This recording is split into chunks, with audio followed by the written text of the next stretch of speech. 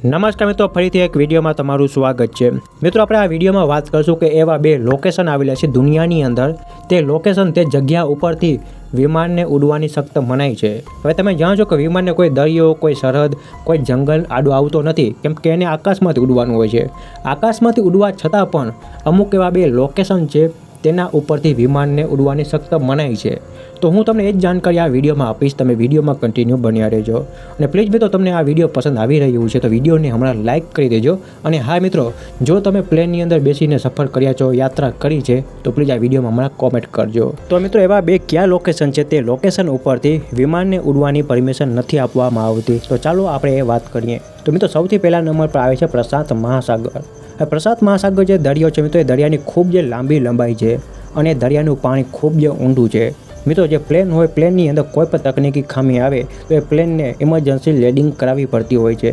હવે જે પ્રશાંત મહાસાગર છે તેની અંદર કોઈ પણ ટાપુ નથી, એટલે મિત્રો કોઈ પણ ઇમરજન્સી લેન્ડિંગ કરવી હોય તો ટાપુ ઉપર પણ ન થઈ શકે, કેમ કે ત્યાં ટાપુ નથી। અને પાણીની અંદર જો ઇમરજન્સી લેન્ડિંગ કરાવવામાં આવે તો પ્રશાંત મહાસાગરનો દરિયાનું પાણી ખૂબ જ ઊંડાઈવાળું છે, તો આખો પ્લેન પાણીની અંદર ડૂબી જાય અને જેટલા પણ મુસાફર હોય તે મુસાફરોને ત્યાં મૃત્યુ થઈ જાય। એટલા માટે પ્રશાંત મહાસાગર ઉપરથી એરોપ્લેનને ઉડવાની સખ્ત મનાઈ કરવામાં આવી છે। એવી જ રીતે બીજા નંબર પર આવે છે હિમાલયના પર્વત।